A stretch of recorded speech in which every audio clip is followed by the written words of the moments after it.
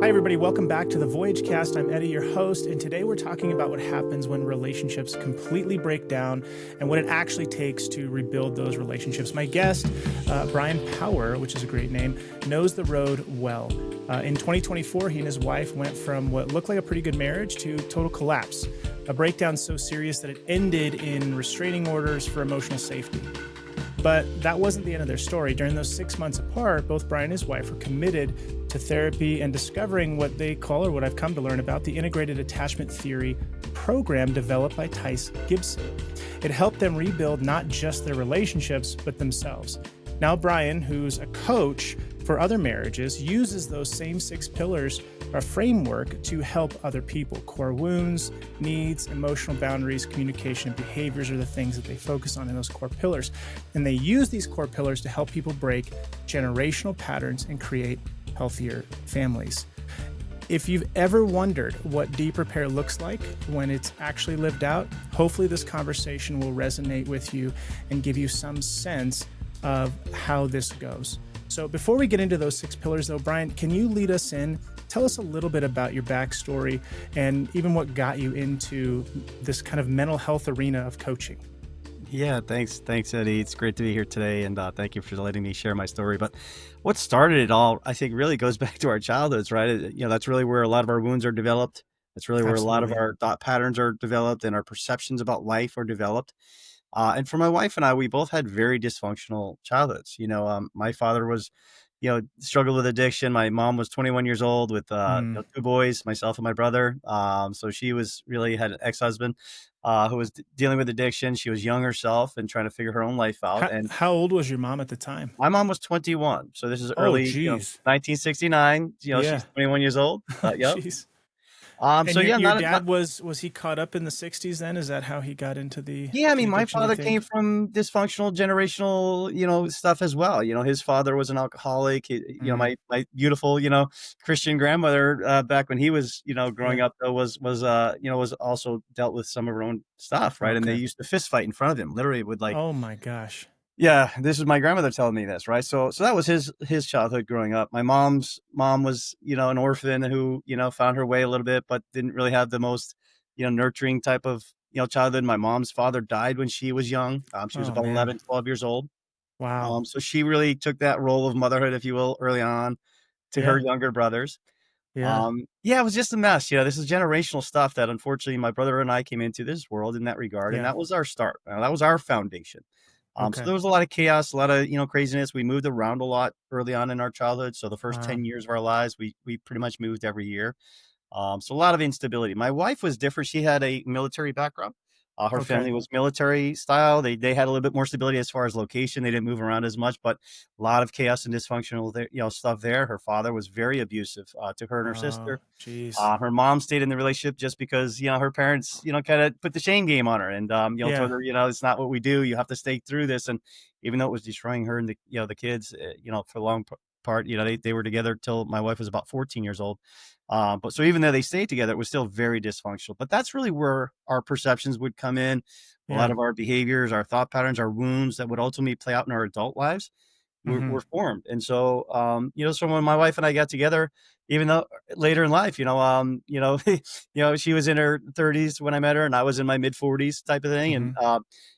but at that point, yeah, I thought it was pretty good. Yeah, I thought I had my life together. I thought for the most part everything was good. But little did I know that a lot of these subconscious wounds were still playing out in my life, and ultimately would play out in our relationship in 2024, as you Yeah. mentioned in the introduction, that we would Yeah. ultimately come to a complete relationship failure, would culminate with a restraining order against me, which Wow. was obviously extremely difficult, was just the craziest experience Brutal. of my life. Yep. Um, And what our listeners don't know, you had a kid at the time too, right? yeah, And so I have a you stepdaughter at the time was 13 years old, but my okay. son was 4.5 years old. And That's so, right. yep. And so that was a big factor. When the restraining order came about, this was after about, 4 months of really emotional turmoil. We were just Okay. emotionally just falling apart. Both of us just like Just having a our issues and storm, it like a triggering each other in tornado such. in a trailer park. It really was, man. It was crazy. It was a wild ride, but I didn't understand it, and that's the thing. It was so hard to catch my breath, understand it, figure it out. I Yeah. really thought she was having like a midlife crisis. That Okay. sent me into a triggered state, though. That sent me trying to, Uh, grasp and hold on to the relationship and yeah. fight for my family, which I thought was the best thing to do, right? But at the same time, that fighting for the relationship also kind of caused more problems on her side. It caused more emotional stress for her Mm, because she was looking for some space to figure some things out.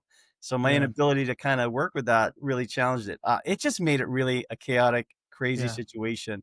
The restraining order Uh, ultimately would prove to be a really great gift, though. As painful as it interesting. was, yep, as Yeah. as horrible as it was, it really put a divide between us. We weren't able to look at each other and talk to each other. None of that, right? We had to Mm, now completely 100% look at ourselves. And yeah. that really gave us some time to do that. And that time Gave you a away, little break. yeah, that gave us a break. That a lot of people talk about going no contact after a breakup and stuff like that. This was a Yeah. forced no contact, right? So it wasn't even Oof. there was no option of connecting. It Yeah. was literally just forced upon us, but it really was a great thing. And so I truly believe that no contact and sometimes a breakup can be the best thing for your relationship. Yeah. Number one, to yourself to really get Yeah. yourself together, but also can actually bring your spouse back, and you can now hopefully fix some of those problems that Right. caused the breakup and now have a really great relationship going forward. That's what my wife and I have been able to do. That's great, man. So many of my clients have been through, different versions of stories like that. But it's often when it hits that epoch, that culmination of whatever dysfunctional history, whatever, that it sort of rattles the relationship so severely, puts it on kind of notice. And then it's in those moments that we're like, oh, I got to wake up. I got to think about what it is I'm doing, because the everything before that, it's like we're in this unconscious rut. We don't really know what we're doing. We think we're good. We think everything's fine. And as a man, we generally think everything's fine because we're usually pretty unaware, whereas the woman is usually pretty aware of all the dysfunction, generally speaking. And so we go years and years and years and years and years. And I've had clients anywhere from like their 20s in their relationships all the way to their 80s. And I can tell you, like, even for them, they don't see it. They don't see those unconscious processes kind of that they were formed in, from childhood, playing out in their marriages and destroying uh, everything they have, destroying their families, destroying themselves, frankly, because then they get lost and hurt. So it takes a lot of guts to face those things. It takes a lot of courage to look at yourself, but sometimes we don't get that courage and those guts until we get punched really, really hard in the face with something like a restraining order. Sometimes I've seen it in couples where there's an affair or there's other things that shake and rattle the cage of that relationship, and it's horrible. It's heart wrenching and heartbreaking. But a lot of people want to know, like, very practically, and I've been experiencing this more and more over the years. What are the steps? Like, what do I do to help myself? And that's something I know we mentioned in the beginning, is that, like, we want to talk about these core 6 pillars. And I'd like for you to highlight, if you could, a little bit about how the dysfunction, like, how did you get to those pillars? Like, some people come, usually it's the men being drugged by their wives into my office by their hair, or feet if they don't have any hair, and they're being drugged in, right? And that's usually the change, right? They get rattled, they get shaken, something changes, they get drugged into the office. How did you do this? Because this is kind of an unusual approach in some sense. Yeah, Like, I mean, you're what so aimed right. you to that?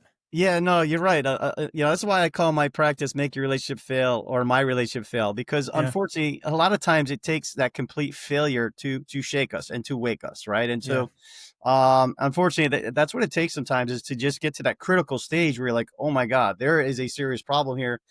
And guess what? It might be partly my fault, right? And so the first thing we right, have to definitely do is take some ownership and realize that we are part of the problem and part of this relationship, and we're bringing in a lot of our subconscious patterns and thoughts that are unhealthy patterns that we develop that into this relationship that can absolutely be destroying that connection and that relationship that we so desperately want to have really be wonderful and great, right? We fell in right, love with this person. We want to have this good relationship, but because of the wounds, because of the patterns that we develop, we can't get of our own way, and we don't have the right tools necessary to fix that and really begin to communicate well and connect properly and do all these right. things. We go from having that amazing, wonderful first, connection and love down that trail to, a couple years later where, some people are ending up hating each other, literally just like the worst person you ever met in your life. And unfortunately, that just a lot of times comes back to, our own issues and some of the things that we've developed over time. So first step really is to take some ownership, right? And to say, okay, Yeah. let me look at myself. What can I do to kind of change here? And then I always say, man, whether it's some therapy, whether it's some counseling, whether it's a Yeah. combination, go to church, whatever you need to do, man. Yeah. Whatever it takes to get this fixed up, you Yep. have to be willing to do. And that's the first thing I had to really do was humble myself. I had to just be Yeah. extremely humble and say, okay, I throw it up in the air. I have no idea what's going on here, what's going to happen, how to fix this, but I'm willing to listen and learn and see if we can fix this up a little bit. And I was fortunate enough to, actually, that's what started. My wife actually challenged me to see a therapist, which I Mm. agreed to. At that point, I challenged her to see a therapist because I thought, she had all the issues. She thought I had Yeah. all the issues. So Yeah. As it that's how we goes. started down this journey, right? Thinking the other It's like person had that. all the problems. It's like that Uh, meme where it shows Spider-Man, like everybody's pointing at each other. If you haven't seen that's, that. that's exactly the way it felt, right? Yeah. So, but that's really what started a lot of the awarenesses, but that started the emotional triggering. She was really seeing a childhood trauma specialist, and that Mm, really kind of really brought up a lot of emotional feelings for her growing up and that's stuff. great. So, but after about 4 months, again, fell into this spot where we just couldn't fix it, couldn't get out of our way. My Yeah. subconscious really was driving the train. All those Mm, abandonment wounds from my father, leaving in and out of my childhood, yeah. all that stuff, the fear of being alone, not good enough, really started to play out, and that's where we got into that really, really extreme emotional chaos. Yeah. That's a common experience a lot of people have when their relationship is sort of breaking down, where all those attachment fears start kicking in of like, I'm not good enough, I'm not Yeah. lovable, and we just start panicking. Yeah, I always say we're all secure until the crap hits the fan, really, right? It's like, Yeah, no of kidding. course, I'm secure until things are really going south and I don't know how to fix it. That's really Yeah. when you start to see what's real and where your wounds are. And that's where I got exposed, right? My wounds got exposed big time. Yeah. I Yeah. was fortunate enough to be doing some therapy. I came Okay. across a really great video by Tyce Gibson, Thais Gibson. Okay. She did an hour and a half long, roughly, podcast on the Mel Robbins show out of Boston. And she was Hmm. talking about attachment theory. And when she went through the 4 different attachment styles, I was fascinated because I was like, wow, I really saw my wife on one Yeah. side. She was kind of more leaning dismissive. I was leaning a lot more anxious at the time. Yep. I saw a lot of the wounds that she was talking about and some of these patterns and stuff. And so I was like fascinated by this work, but it was unfortunately a little too late at that point. Mm. Wasn't enough to kind of grasp on and fix it in time, but at least I saw some answers. And when the restraining order happened, I was able to finally kind of moved out. I, Yeah. found a place. I got some stability, if you will, pretty soon. Yeah. Thank God. And but I just decided to focus on that work. I was like, okay, I want to keep learning this. I want to keep understanding it. I want to keep figuring this out. And so I delved into that program and just really again just kind of spent every day trying to looking at this thing. And Can I yeah, go comment ahead. on that really quick? Yeah, Because when I'm working with a lot of, I love what you just said there, and I want to highlight that because when I'm working with a lot of couples, um, they sometimes have this tit for tat mentality about growth. Like, I'm only going to grow if you do, and if you're not, F it, basically. And what you just said there, I hope our listeners are understanding and hearing because it's really important for your personal development. Grow anyways. yeah, Grow because it's good. Grow because it's the right yeah. thing to do, regardless of anybody else or anything else in your life. Yeah, don't play that game of like, well, you're not going to therapy. I'm not. It's That's garbage. ridiculous. That's just really awful stuff. Honestly, take the lead. Especially, I believe as a man, I want to take the lead in this relationship. Right, I'm going to be the Yeah. man to step up to the plate, and if that means humbling myself and being the one to go to therapy, being the one to read the books on this and figuring it out Yep. for my family's sake, especially if you have kids, you better believe I'm going to do everything I can to fight, scratch, and claw for my family Love and it. to survive for that. So that was what I did, and again, at this point, it was kind of critical, right? I thought it was almost like it was over. I wasn't really Yeah. fighting at that point to bring it back. I was fighting to get myself to a healthy point so that I knew I could have a good relationship with Yep. somebody in the future because I knew I would have another chance to have a great relationship with somebody. That's Um, right. and I also wanted to make sure that I didn't pass these wounds on to my son as much as possible, right? For I was sure. fighting Yeah. for his future so that he didn't have to go through this type of situation. And I was going to be able to pass on some skills, hopefully, that he could look up to and say, Yeah. okay, my dad knows how to do some things. And so that's One. that's all I was looking for. I knew I had problems because of my Yeah. childhood, adult life. My relationships throughout my adult life have been, stressful and, really difficult, if you will, to find all that. But my wife and I truly loved each other. And that Mm. was the thing that was so hard because we loved each other. We just didn't have any tools to fix it. We didn't know Mm. how to Yeah. manage through this. We didn't understand why we were dealing with some of the issues and fighting Right. in some of those things. So, this is where the awareness came for us. So we really, through that time alone, really got the chance to look at ourselves and figure ourselves out a lot. And it truly turned out to be a big blessing. That's awesome, man. And I Yeah. love what you said there. You kind of brought in sort of the motivation of your son too. I don't often want people to be externally motivated by other sources. However, like if you're going to be motivated by anything, changing the legacy of a generation is great. That's great motivation. Looking at your transgenerational process of your own father's father, the abuse through all of that, it goes down into you. You have to carry it forward. And it's like, well, I got the ball, coach. What do I do now? And this is where I think a lot of those kind of skill sets sort of started developing. But you took the ownership of kind of training your mind, training your soul, training your heart to be a better man and a better father, which is so, so important. And I love what you said too about being the leader of the family. I know there's a lot of different views on how people should approach family and who should be the leader, whether it's the man or the woman. And you can take the traditional approach of being the man in the relationship and leading your family. And I love that. But what I'll say to those that maybe are dissenters on this sense, somebody's got to drive the car. You can't have both people driving the car. Get in the driver's seat, drive, get healthy. It doesn't matter. Just get healthy. Doesn't matter who your passenger is. Get healthy. Yeah. You know, And when I say that, I want to make sure, my wife is my partner, right? We're partners. 100%. I'm not the boss. I'm not the, Yeah. you know, somebody's got to wear the C though, right? Somebody's got to be the Yeah. captain, if you will. Somebody's the 100%. co-captain. And so that's just the way it works. It's not saying that I make all the decisions and she just rolls with that. No, Yeah. my wife is But feisty enough. but the She's, way you describe it though, what I like yeah. about it though is that it's really focusing on personal ownership.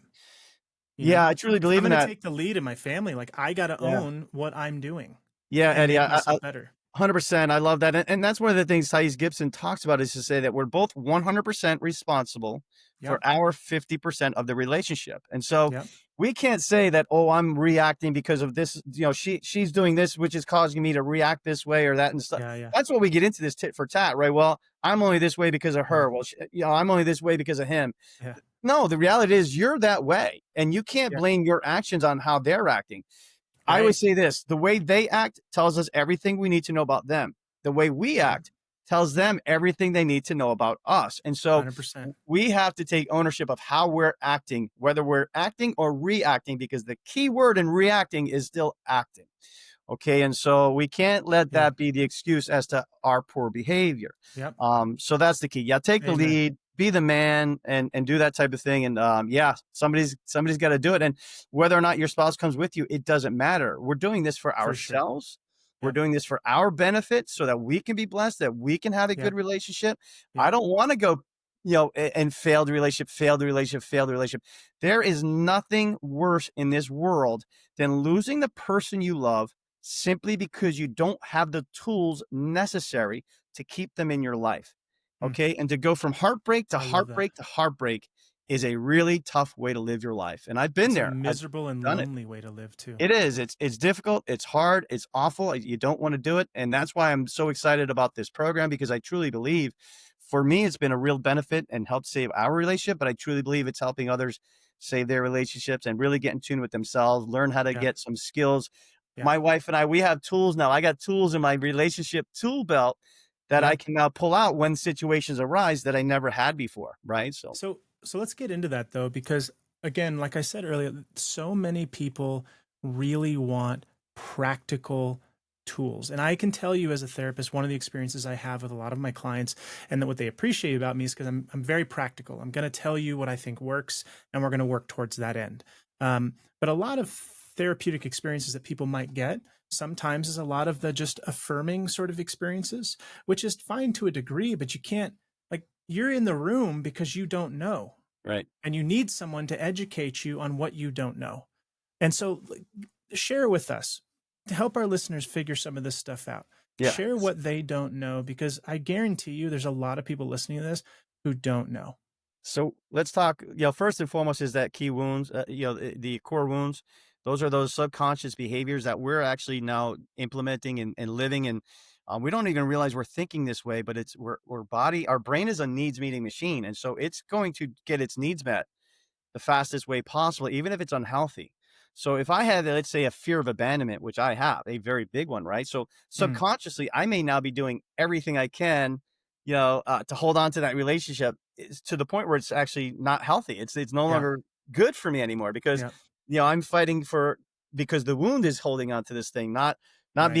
not me being confident and being okay and letting it go. And true love lets things go. We don't have to hold on to it. We truly let them go. And that's something that for me, I learned is the subconscious actually makes about 95 to 97% of our decisions, and that the conscious cannot overpower or outwill the Mm, subconscious. So if consciously I want to say go to the gym and get in great shape, but subconsciously I just want some connection and I want some comfort and I want some of that. That's why all of a sudden on a Thursday night, I find myself out with my friends having a beer yeah, and a burger rather right. than hitting the gym again, because consciously I know one thing, but subconsciously it's fighting for the other. And so I love the idea of that. It's not really self sabotaging. It's just that the brain has a different need that we're not Hmm, really tapping into. And so we have to learn what those wounds are, what those needs are, so that we can tap into that and utilize them in a healthy way. So let's just say if I want to go to yeah. the gym, but I also have a need for connection. How Mm, do I make friends at the gym? How do I maybe bring some friends to the gym? How do I mm, get it so that maybe I'm hiking with my friends, so I'm getting exercise, but I'm now right, got a connection, if you will, and that's now going to be more apt to actually have some success there. So, but right, the core wounds is number one. We've got to learn what they are, figure those right. out a little bit, and then begin to heal them. And there are some exercise that you can do to begin healing the core wounds. The second thing is really learning about our needs. What do I Mm, really need in life? What's most important to me, and what do I need on a regular basis, daily basis, where, and then begin to figure those out, but also begin to learn how to fulfill those needs on my own. So mhm, I'm now feeling excited every day because I'm in control of my needs being met. I'm no longer outsourcing those, right? If I'm looking on everybody else to, depend on them to fulfill my needs, everybody has their own issues. Everybody has their own busy schedule sometimes. And what if they're not able to do that? Now, I'm not saying we don't have a need for connection with our friends and family or right. something, but even that, for the most part, I've got to meet my own safety, my own feeling of comfort and everything else, mostly on my own, right? So the more I can do that, the less needy I become. And that's a good thing.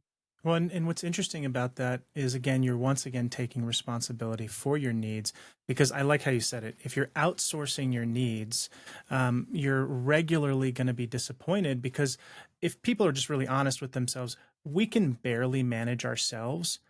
That's right. How could we possibly manage the needs of another all of the time? Yeah, That's exactly. absurdity, you know? It really And is. And it's hard to even know what they would need from us anyway, or, like, right? So yeah, we don't even know how to meet their needs sometimes. right. It gets really complicated. So that's important. Understand Yeah. our needs, learn how to fill those needs on our own, Yep. really Yep. fill that bucket. So we're feeling very good about ourselves, whether we're in a relationship or not. The That's right. third thing is very critical is really understanding our emotions. Okay. And Mm, so see, emotions are yeah. just, emotions are really just, coming from our beliefs and our thoughts. So beliefs lead to our thoughts lead to our emotions. So what I have to ask myself is if I'm feeling this way, if I'm at that heightened, let's just say I'm angry, Hmm. why am I angry? What's causing this angry? What's the Mm, thought I'm having that's causing the anger? Is it yep. is it is it am I angry because I feel disrespected? Because, let's just say my wife leaves the cup on the table, she doesn't, put it in the dishwasher, and I come in the house and I see it there and I lose my crap on her, right? Yeah. Yeah. Am I angry because the cup is on the table? No, it's not a big deal. But I'm angry because maybe I feel disrespected. Maybe I feel unloved. Maybe I Yeah. feel, unheard. Nobody Yep. cares about me, right? I feel uncared about. Like, so those are the things that I'm subconsciously telling myself that now I heightened Mm, my elevated, emotional state. Now I'm angry yeah. about it, Yeah. because, you see what I'm saying? So now we have a problem that's really shouldn't be there. Now, that's not to say we can't have there's certain times we need anger. Yeah. Yeah. Anger is not a bad thing, right? But when is it used properly? What is it really, again, if it's something minor where it's, again, like a cup on the table or some clothes on the floor Right. or Right. something Right. like that, what is the real story we're telling ourselves about that situation that's actually elevating the emotional state? And that's where those core wounds are. We have to say, oh, wait a Mm, second. Yeah, I'm feeling unloved here. I'm feeling disrespected. Am I truly disrespected? No, actually, my spouse really respects me in so many ways. Like, I know they respect me, but I'm feeling that way because of my own wound. So we have to kind of really tap into the emotions and learn from the emotion. That's the key. Well, it sounds like too, what you're also saying is not just be aware of the emotions, but do kind of a self-analysis. Like, what's the predicate? Like, what are Right. these emotions based on? And is my interpretation of the situation or the reality I'm in correct? Correct. Because if I'm assuming neglect when the cup's left out, I'm assuming that she doesn't love me anymore because the dishes aren't done, or she's just being hateful or spiteful or something. Right. I don't really know. Right. I've made up a story. As you said, I made up a story in my head, and now I feel a whole bunch of emotions based on that story. And then I act as if those emotions are true. So the I've question, yeah, personally been in that situation, especially around the dishes. I don't know any family where the dishes isn't like a that's an massive issue. problem for a family. And laundry, dishes and laundry, those are the two, man, that That's right. really will just get under people's The skin and get their question you goat. have to ask yourself when you're feeling that emotion is this 100% true? Can I 100% know that this is true? Can I 100% know Good. that Yeah. she's deliberately disrespecting me? Can I 100% know that she doesn't care about me because she doesn't pick up the dishes? Can I Yep. 100% know that she doesn't love me because of this situation? So we have to ask Totally. that question, right? Can I 100% know? Is this really true? And if we think back about it, yeah, no, you know what? That's not really 100% true. I don't think Right. I can't know that 100% she doesn't love me simply because she doesn't pick up the cup off the table when I ask her to. Right. Right. That type of thing. So that's a big question to ask. Anyway, tap into those emotions, and you're Yep. right. Let's learn from the emotion, not just feel those things. It's okay to feel them. We have to Yeah. understand that, but then we have to fix that wound, that the thought pattern, so that now Mm-hmm. we get to that point. So it's no longer triggering me at a level 10. It may still bother me at a level 1 or 2, but Yeah. it's not Yeah. necessarily triggering me into a state where we now have problems in the relationship simply Right. because of some of these subconscious thoughts, if you will. Right. Those are the top three. Past there, we want to learn number 4 is the boundaries. How do we set boundaries? What are decent, healthy boundaries so that we're not setting extreme boundaries that are really unobtainable, really kind Yeah. of Yeah. Yeah. doesn't allow for a good relationship at all, Right. Right. but also not being boundaryless where I'm just a doormat and you can walk all over me. Um, Absolutely.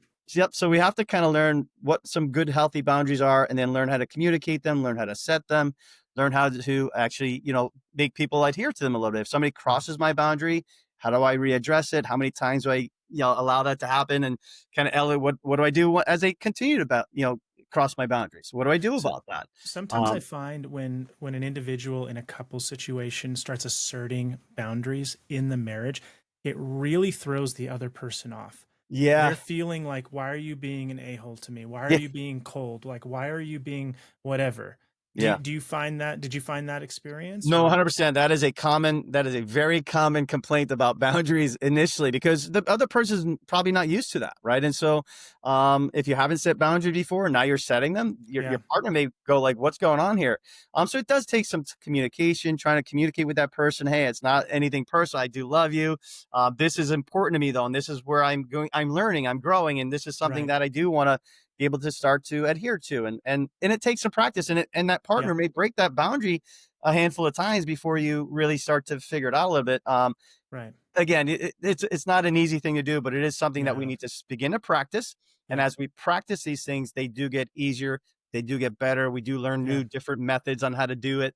Right. And Right. ultimately, we're able to do it in a much healthier, better way, right? And just to comment on that for a second too, boundaries aren't always stone walls.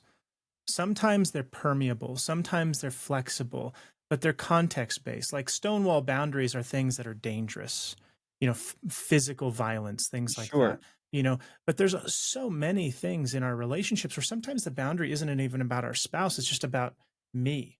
Like I Yeah. have to do this so I'm not a mean jerk to you, Yeah. Yeah. you I know. always say that the boundaries are that fence around the house that protect the house. And we're the Right, house. Yeah, we're the right, house. So right, the boundaries are the fence.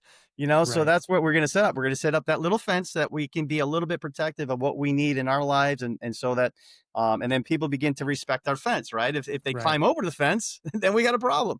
Then we got Right. a So problem. so how do I do that in a good way? And you're right, a lot of them are permanent and they change. I may have certain boundaries today that are important to me, but 6 months from now, my life changes a little bit.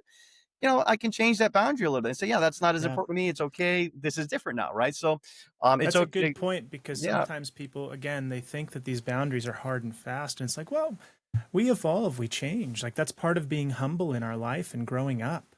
Yeah, absolutely. Absolutely. Yeah, The boundaries that's I have great. today may not be the ones I had last year or the ones I'm going to have next year. So Right, right. for sure. So that's huge. Number five is our it's our communication style. This is a big one. This is Okay. a huge one for me. My wife and I, when my wife would talk to me in the past, I would always listen to defend myself because my wound Yeah, wouldn't let myself be imperfect. I had to prove that like, if you saw that I wasn't perfect, you may not love me. You may right, abandon me. You may leave me. So I'm right. going to listen so that I can tell you how you're wrong so that you will see that, oh, look Yeah. how great I am. I know. My wife we That's like the laugh, but Ron Burgundy approach of communicating. I'm that's, such a big deal. Everything I that's say is amazing. That's right, that's right. Pretty much, right? I love that. But that's what was happening. My wife would be like, "Well, you're not listening to me." And I'd be like, "Oh, yes, I am. You better believe I'm listening because I'm listening because I'm going to make sure I defend myself properly here." Right, So, but right, in her mind, the truth is I wasn't listening to understand her. I wasn't listening to right. understand what she was trying to say. Great I was distinction. listening to defend. And so that's a big difference now. I was notorious of jumping over her, right? So if she was trying to Mm. say something, I would cut her off mid-sentence, Oh try to man. break in.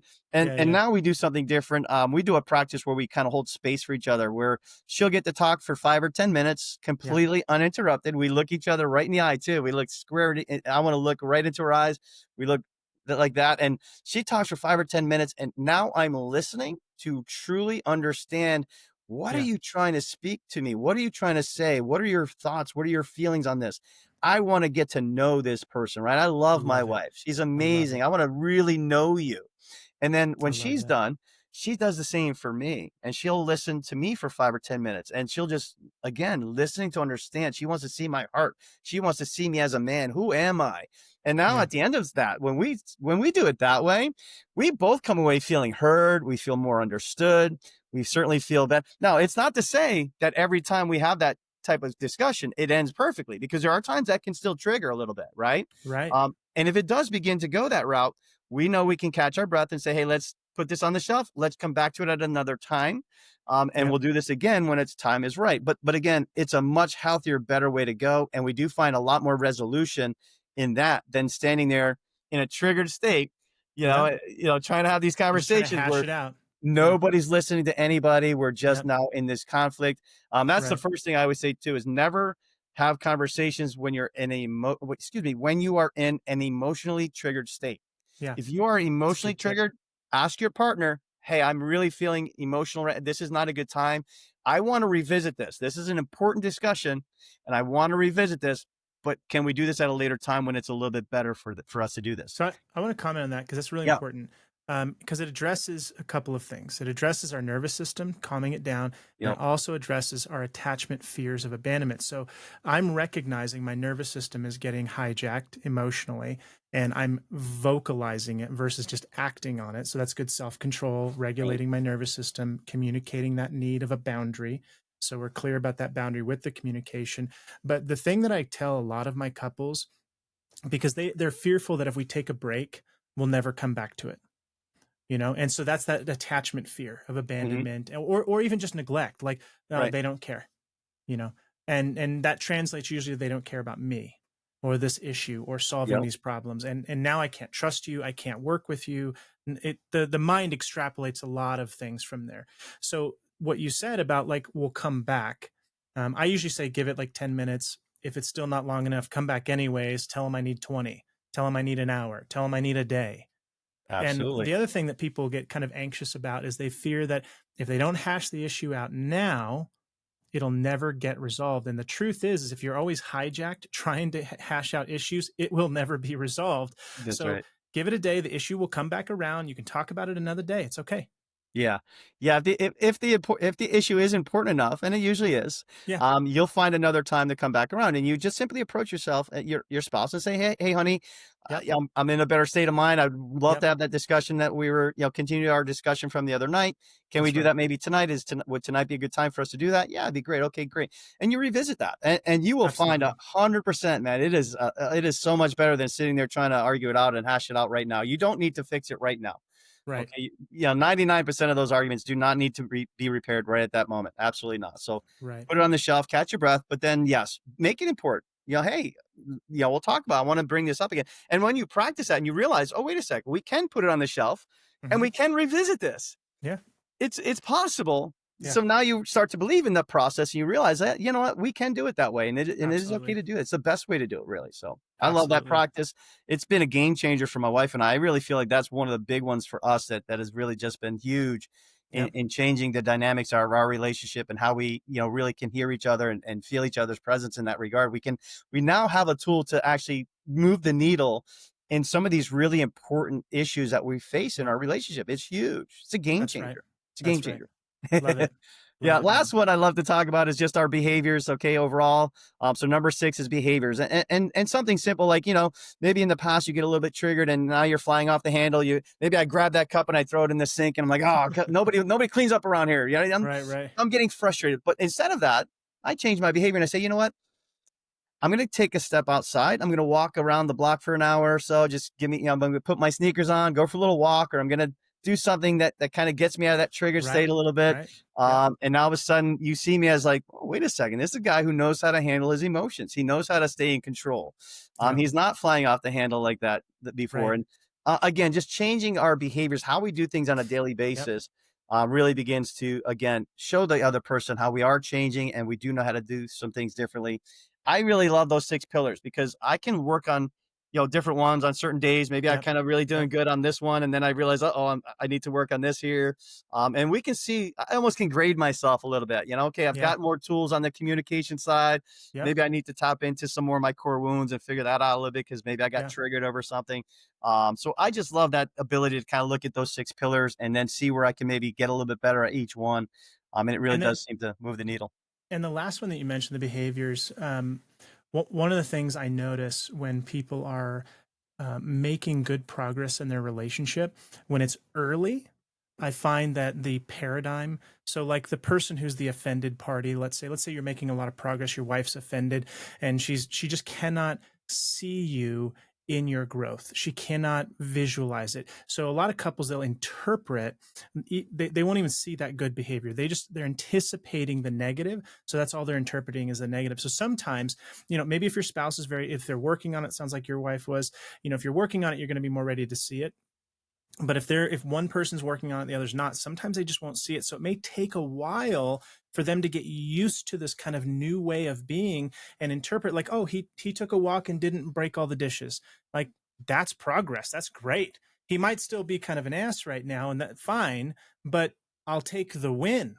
Yeah. And then later he's now respectful and kind and gentle and understanding and engaging in all these other pillars. It's like, okay, something's changed, Yeah. and now that paradigm of who they thought you were that they would project onto you, that shifts, and they can start seeing that growth. So if those of you out there working on your marriage, like, be encouraged.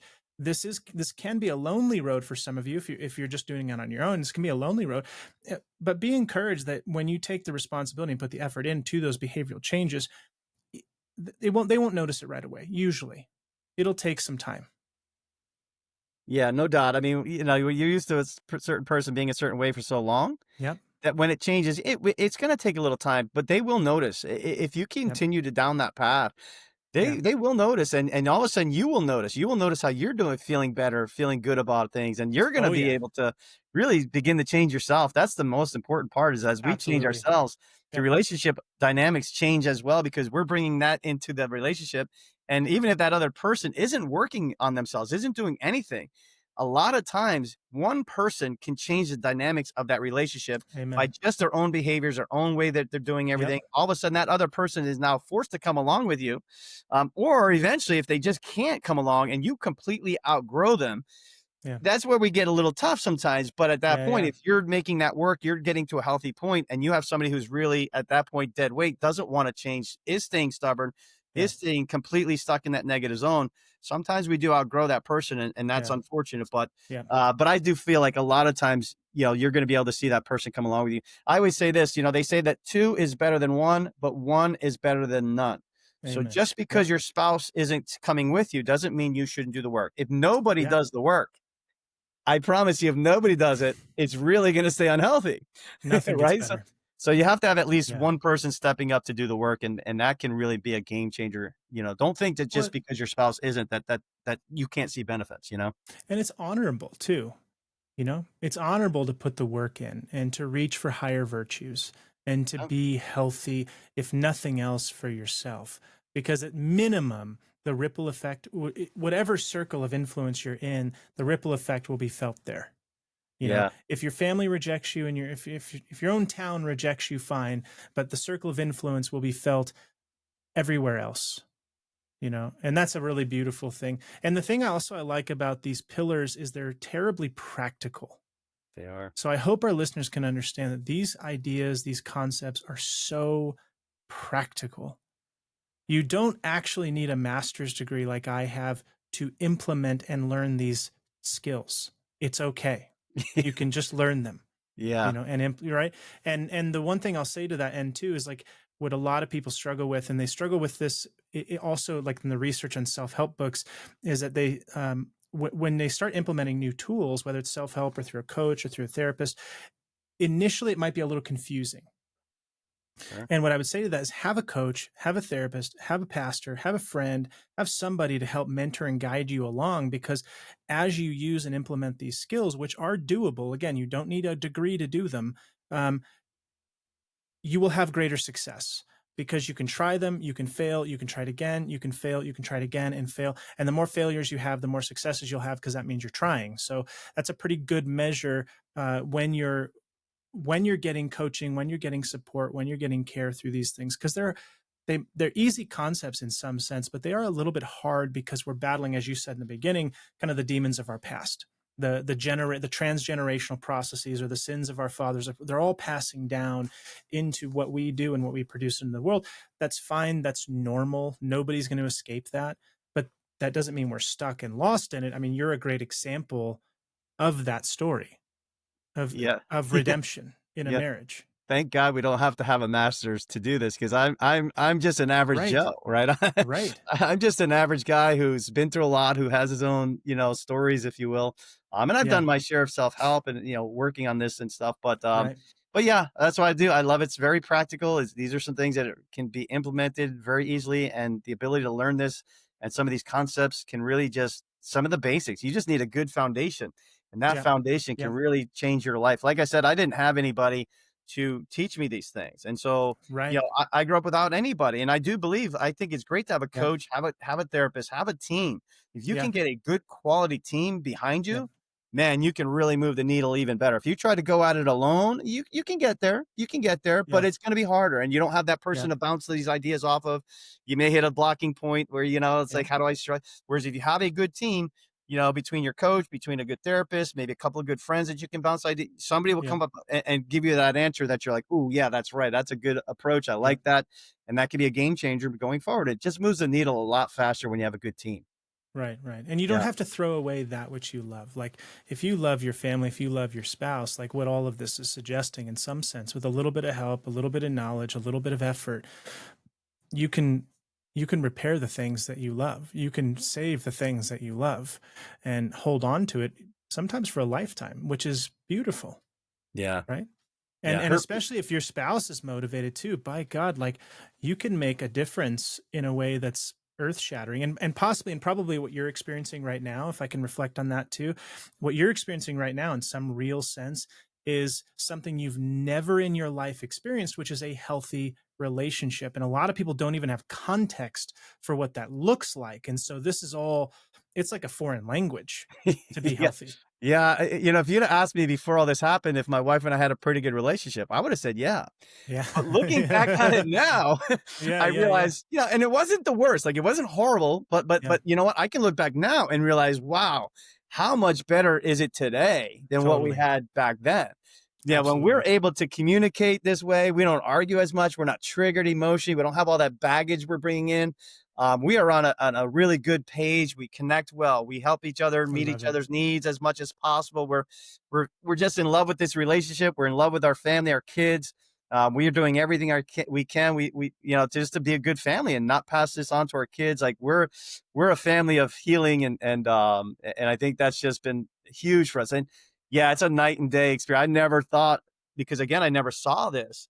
Yeah. that this is how a relationship really kind of should look like Right. and be. And so I Right. would say a lot of times, look, it's not your fault that you're in the position you're in. The chances are if you went through a childhood like mine, or even if you had somewhat good parents, a lot of times good parents doesn't mean that children don't develop some wounds, right? I mean, For so sure. a lot of times you can come from a good family and still have some wounds there that are Yep. playing out, but we are responsible to fix these things. So we're not responsible 100%. for the fact that it happened to us, but we are in that position where we have to now fix them because nobody's here to save us. Nobody's going to come to Amen. save us. If we don't That's it. take the ownership of this, we're going to continue to destroy our own lives and destroy the lives of people around us. And if you don't want to do that, then it does take some work to change that and to stop that.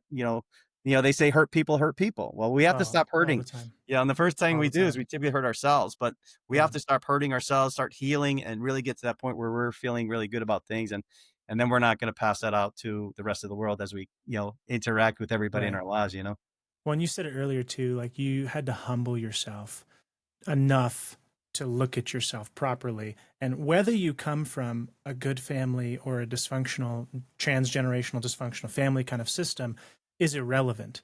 People develop problems. People don't understand how relationships work. I mean, I'll be in this job for the rest of my life for that reason alone, but to begin the process, sometimes the tree needs to be shaken so bad that everything falls out and you can kind of see what you're really working with, like a restraining order, just a culmination of something, an affair, whatever it is. But if you can humble yourself enough, then all of these things we've talked about today are actually something you can use. But you have to be willing, like if the tool that you're used to using in your relationship, I use this example a lot with my clients. If you're used to using a specific set of tools, like in how you do life, like let's say your tool is a hammer and you're really, really good at the hammer. Like when you go to clean the windows, you'll just break all of them, Yeah. but you're great at the hammer.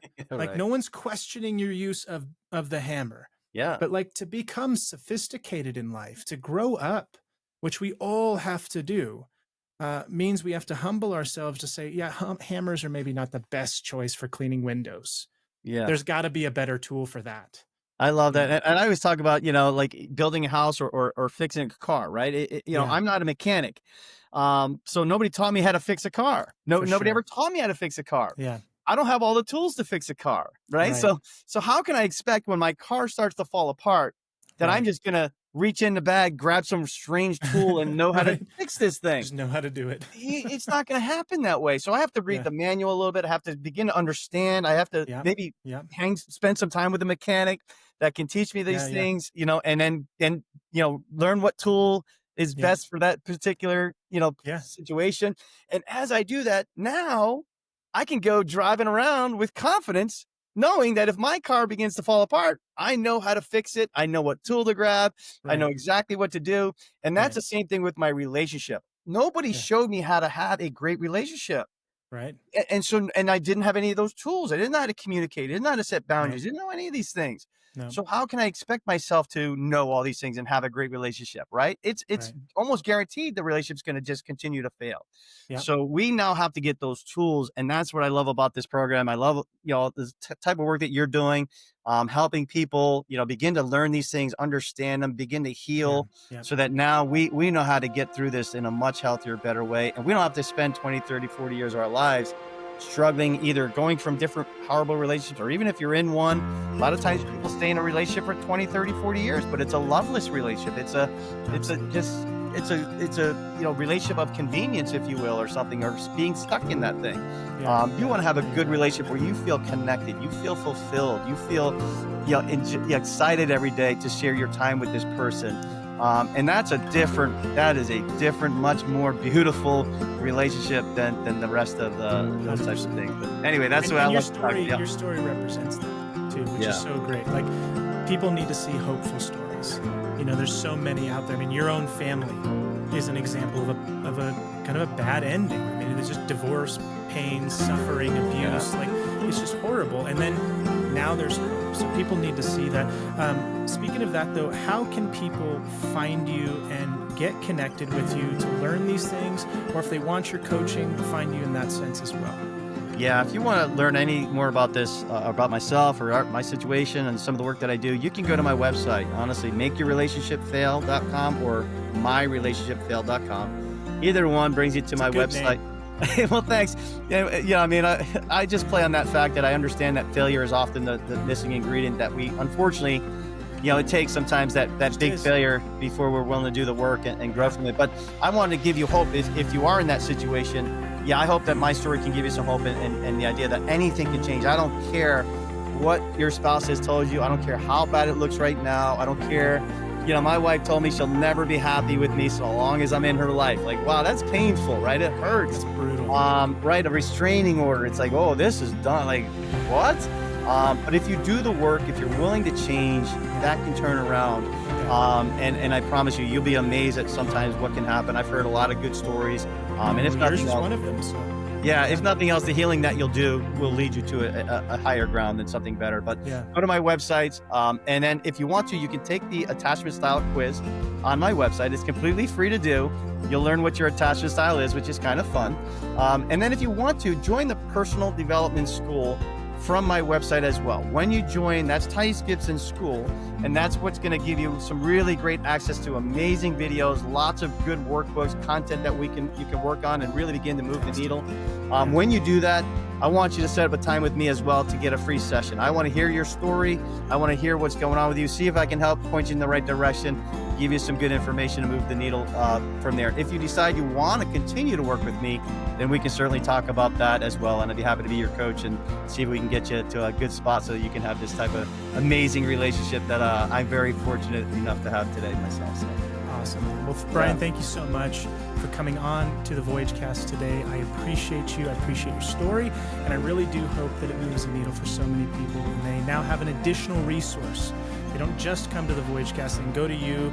They can see us in person if they're in Colorado, or they can find other resources. But at least they have something, virtually that they can go to anywhere, from anywhere in the world, really. They can come to you and find you in a way that they couldn't with me, actually. So that's phenomenal. And with that said, make sure if you haven't subscribed to the Voyage Cast, do that now. Give us 5 stars because it helps me out with these kinds of messages to other people who need it. Okay, thanks so much for joining me today on the Voyage Cast. Bryan, again, thank you so much for joining me. And until next time. Thanks, Ed. This is a pleasure.